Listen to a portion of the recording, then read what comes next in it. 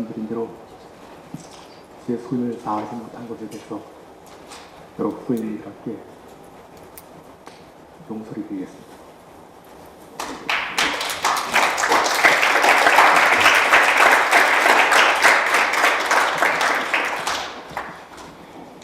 제가 딱 이 자리에 일주일 만에 섰습니다.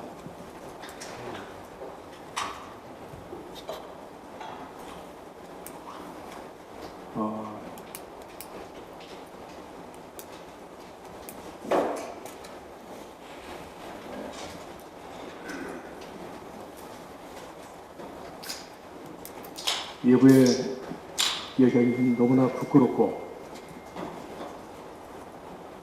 그러한 얘기를 갖다가 우리 후배들 앞에서 할 수 있게 기회를 주신 데 대해서 고맙게 생각합니다. 사당 비서로부터 사당이 면담하고자 한다는 연락이 왔고 제가 6층으로 올라갔습니다. 사당의 전원은 주말에 대규모 촛불 집회가 예상돼 있어서 위기 국면이다. 이 말과 함께 기자회견을 잘해주기 바란다는 얘기를 들었습니다. 그로부터 정확히 1시간 뒤인 오후 1시 25분 그러니까 기자회견이 35분 남은 시각이었습니다. 제 휴대전화로 사장의 휴대전화가 왔습니다. 올라오라는 얘기였습니다.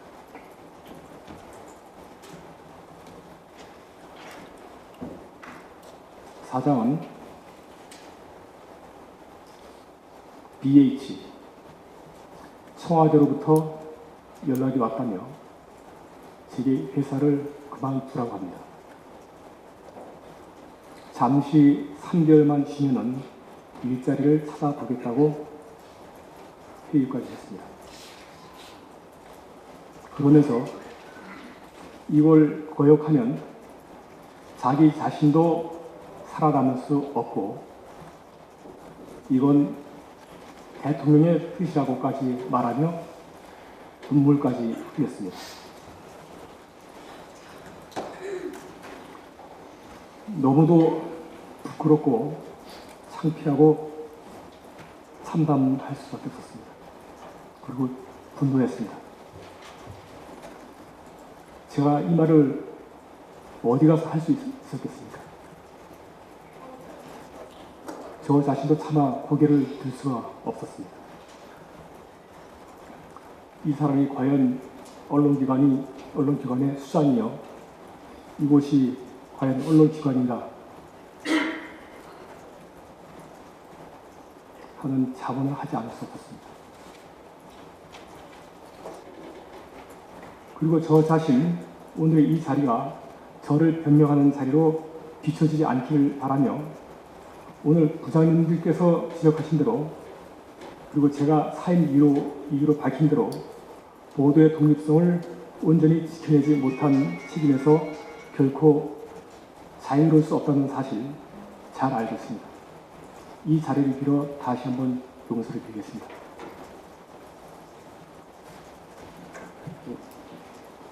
그 보도의 독립성 관련해서 지켜내지 못한 부분에 자유롭다고 말씀하셨는데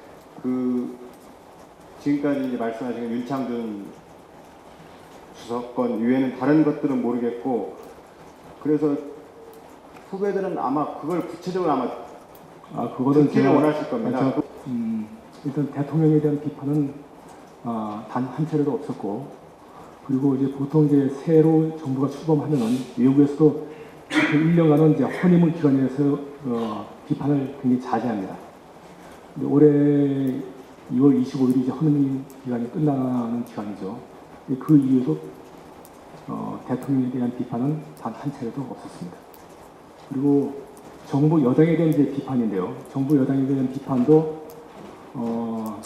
제가 기억하기로 딱 한 차례 있었습니다. 정치로서 잘 알 거고요. 그거는 서울시당의 새누리당 서울시당의 내분 문제 이거만 비판했었고 마찬가지로 민주당도 비판을 거의 못했습니다.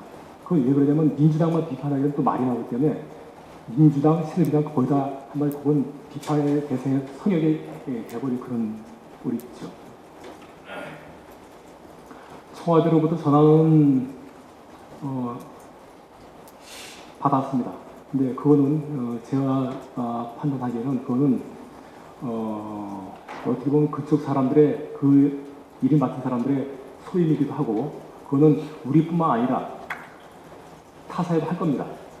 심지어 진보지에도 할 겁니다. 근데 그거 갖다가 어떻게 소화를 하느냐, 어떻게 걸러냈냐, 그거는 이제 바로 보도 책임자 내리는 경영인들의 소임이라고 생각합니다. 그런 사장의 지시가 김 선배가 보시기에 사장이 스스로 판단해서 한 겁니까? 아니면 사장 스스로도 끊임없이 청와대와의 교감이 있었다고 보십니까? 기본적으로 그 사장 선임 구조 자체가 대통령이 임명하는 구조로 되어 있기 때문에 그 영향력에서 벗어날 수는 없다고 생각합니다. 그래서 제가 여러 차례 기회가 될 때마다 얘기했듯이 사장 선임 구조가 분명히 바뀌어야 되고요.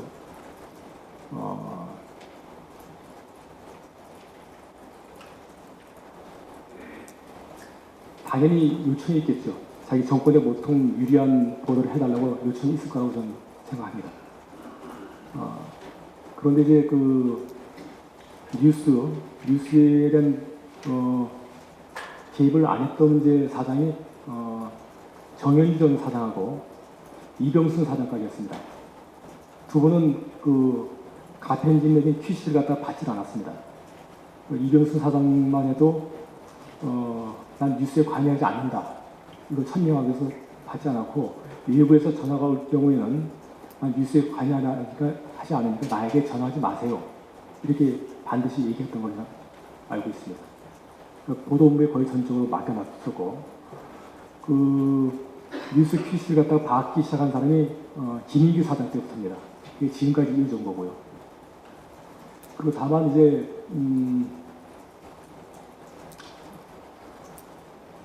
사장은 이제 그런 전화를 받게 되면은 그나마 자기가 걸러내고 저항을 할 건 저항하고 이렇게 되는데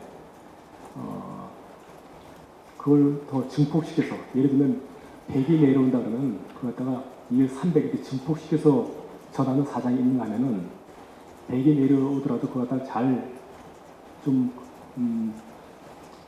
설명하고 아닌가 아니라고 얘기하면서 한 50 정도를 갖다가 걸러서 내려보는 사장이 있을 거라고 저는 생각합니다.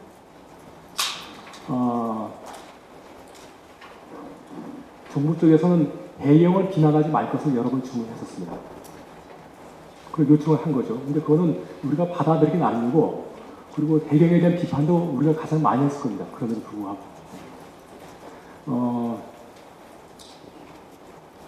청와대에서 연락이 왔죠.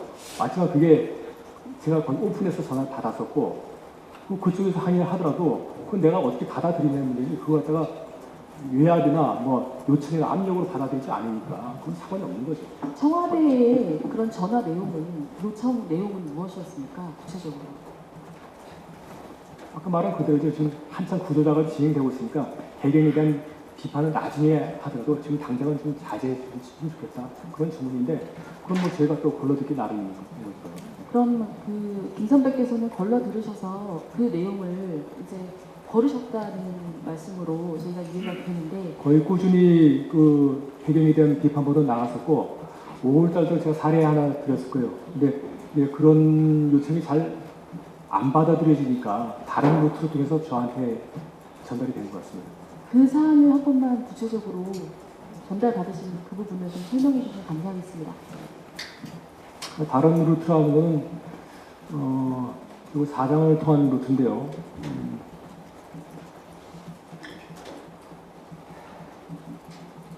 5월 5일 날 사장이 취임 이후 처음으로 보도 본부장실을 방문합니다. 그 자리에서 사장 주재 조그만 모임이 있었는데요. 거기에는 보도 본부장, 그리고 저, 그리고 취재주간, 편집주간 이렇게 4명이 있는 자리에서 배경에 대한 비판은 하지 말아달라는 지시가 있었습니다. 청와대에서 구체적으로 누가 연락을 했었는지. 그건 당연히 그 대언론 그 역할을 맡은 자리가 있습니다. 고리가 청와대에서 사장 그리고 국장님에서 정치적인 뉴스를 제외하고는 다른 뉴스에 대해서는 뭐 외압이나 어떤 편집의 편파성이 없었다라고 말씀하셨으니까 그 고리는 청와대 사장, 국장 그리고 정치부장으로 이어질 것 같은데요. 그 방식이 좀 구체적으로 다들 궁금하시겠지만 첫 번째로는 가편집 큐시트를 사장에게 넣으면 사장으로부터의 지시가 온 거였는지, 두 번째는 평소부터 받던 지시에 따라서 정치부장과 사전에 합의가 돼서 아예 관련 아이템 발주 자체가 막아진 건지, 아니면 세 번째는 관련 아이템이 있다 하더라도 편집회의에서 차단이 된 건지.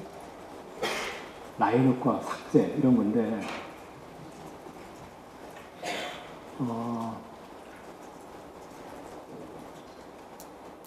가능하면 사장의 관여를 갖다가 배제시키기 위한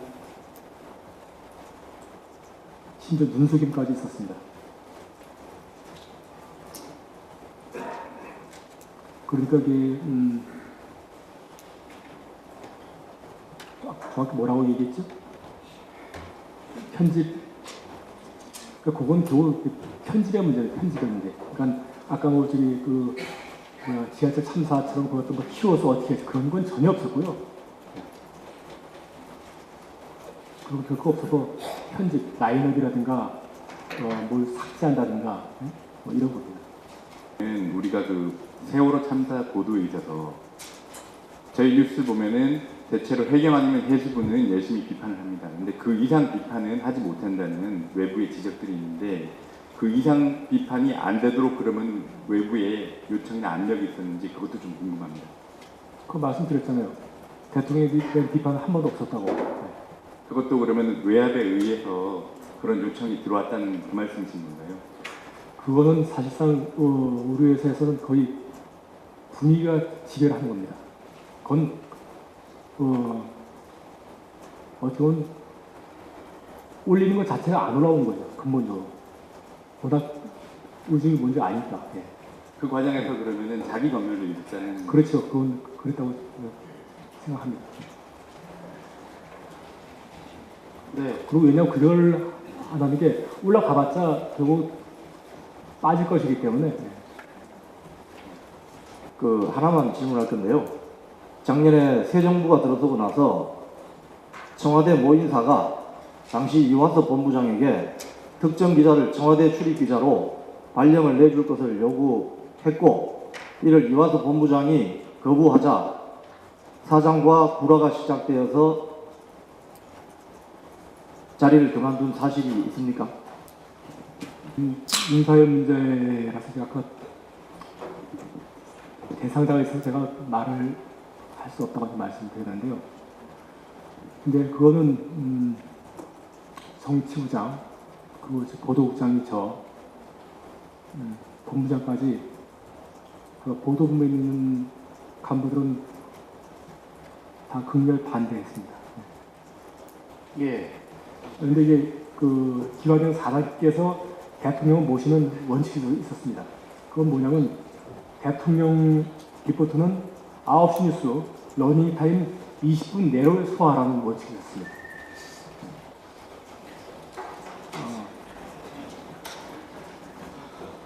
그리고 또 하나는 저뿐만 아니라 정치부장도 굉장히 많이 고민을 했던 부분인데, 대통령 그 해외 순방 때마다 상당한 몸살을 앓았습니다.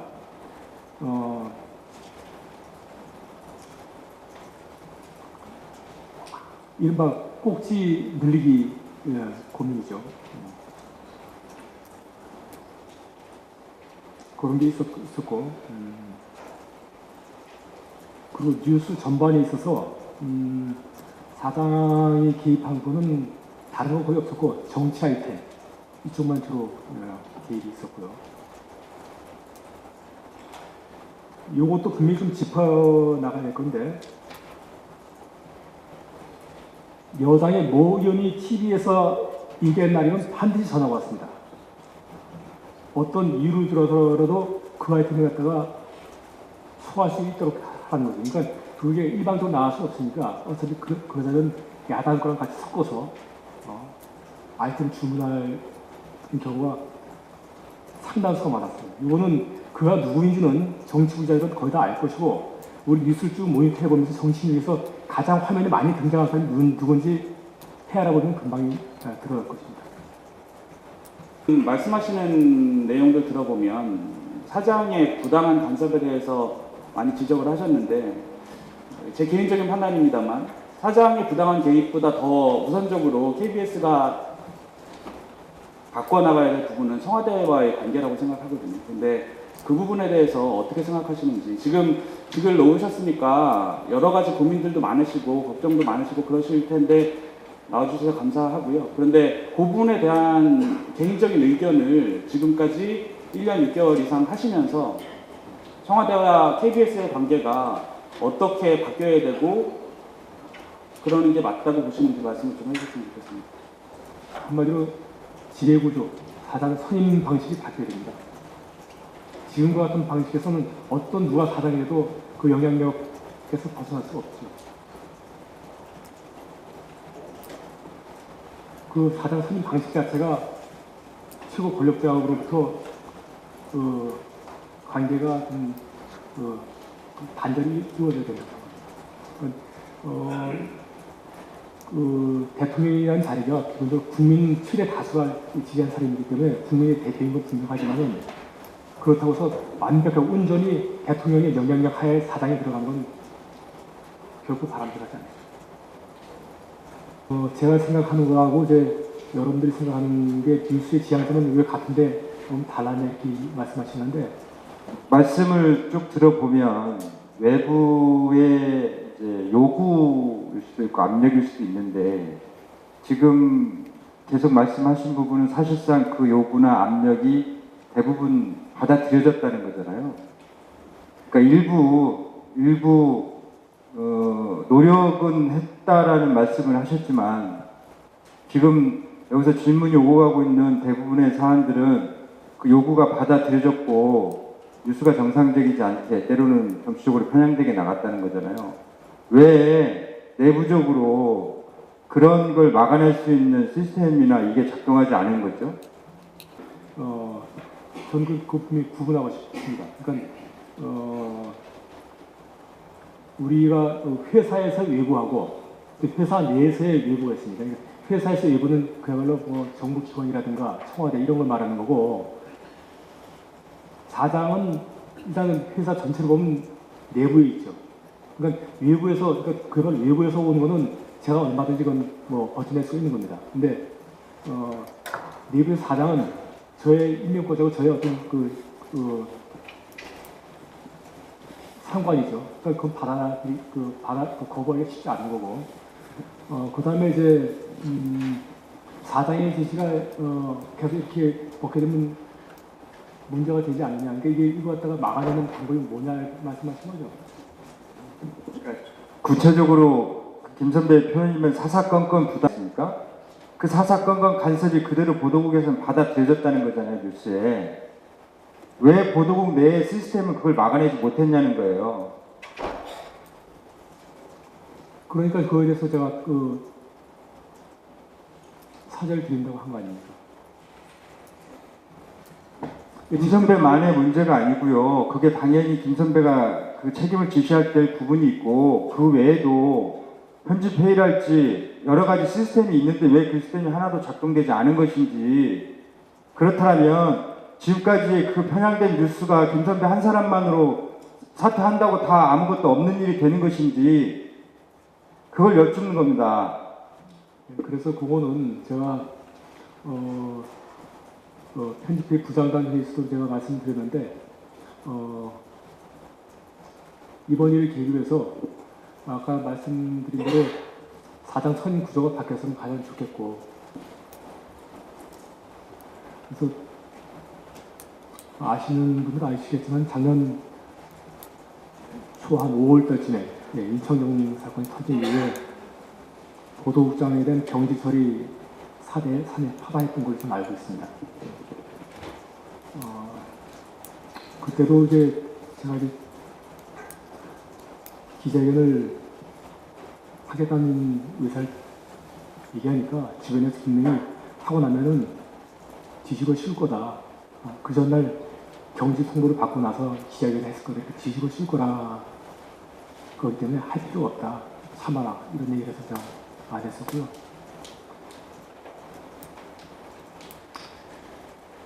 거의 한 두 달 단위로 한 번씩 그런 심각한 고민을 제가 했었고,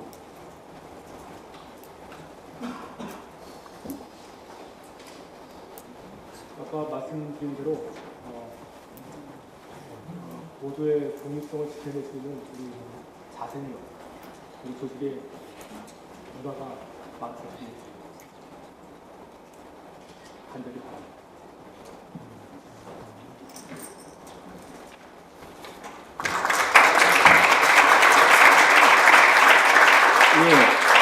몇 분 좀 배웅을 좀 해주셨으면 좋겠고요. 선배님들 좀 배웅 좀 해주십시오.